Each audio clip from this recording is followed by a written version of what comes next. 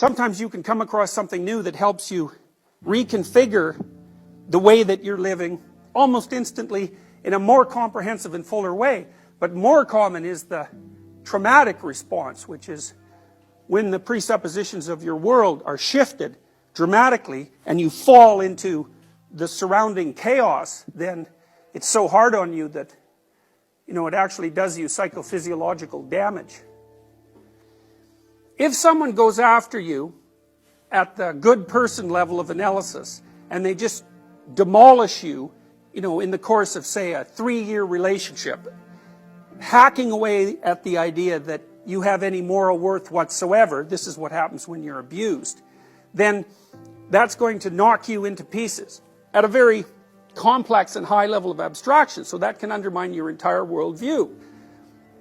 If the person instead helps you retool the little behaviors and the little microstructures that make you up, and if you're willing to participate in that, and if you're open to corrective feedback from the world, then you can continually adjust yourself at a small level, and then that makes the things in the hierarchy a little higher, a little healthier, and then that makes the aggregation of those things a little higher in the hierarchy a little healthier and a little more complete. Then you can do this bit by bit retooling without ever having to suffer the demolition of huge chunks of your personality. So let's go back to the relationship where there's a betrayal. It's like virtually every time someone gets flipped upside down because of a betrayal in a relationship, after the betrayal happens, they say to themselves, there were all these signs I didn't pay attention to. So, and maybe the first sign is your partner starts to flirt a bit more when you go out on a social occasion. And not a lot more, just a bit more. And you decide, because maybe you're timid, that's okay. You're not going to do anything about it. But it's interesting that it happens. It grabs your attention. And it means something. But what you decide is, it's not worth paying attention to. And so maybe the next 8 times that you go out, the same thing happens, but it happens at a somewhat accelerated rate. And then maybe the person starts to go out without you. And so on. There's this progression towards the end state of betrayal. And every time you get a little hint, the world tells you that something's going on, you put it aside and you fail to take it into account.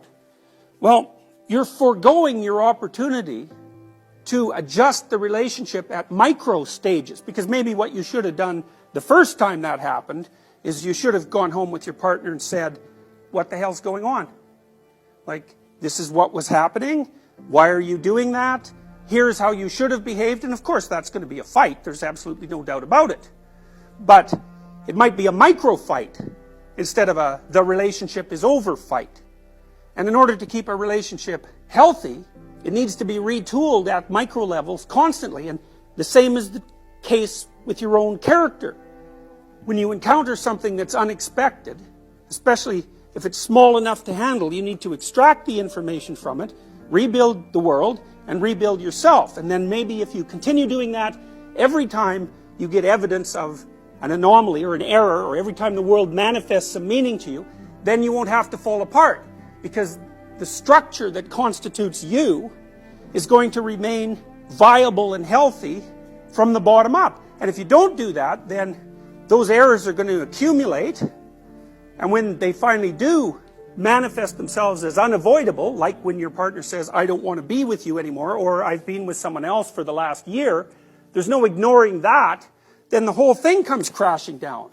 You're no longer in a relationship, you're no longer in a good relationship, and then all the other things become questionable.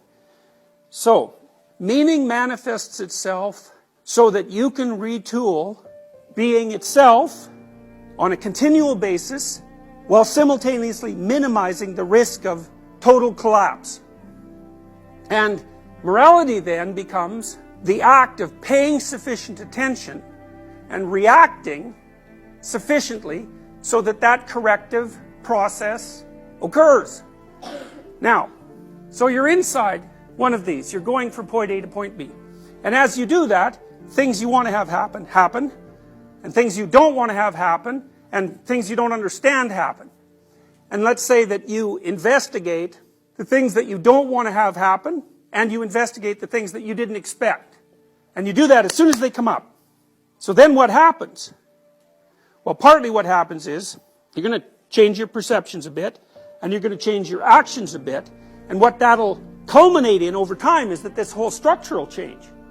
So instead of going from point A to point B, maybe you start shifting so that you're going from point A to point C.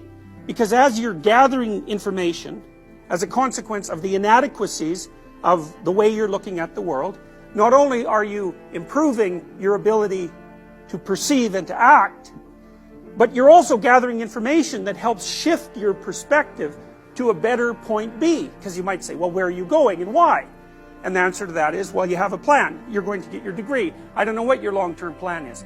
But there's no reason to assume that your long-term plan is correct, even though there's no reason to assume that you can do without one.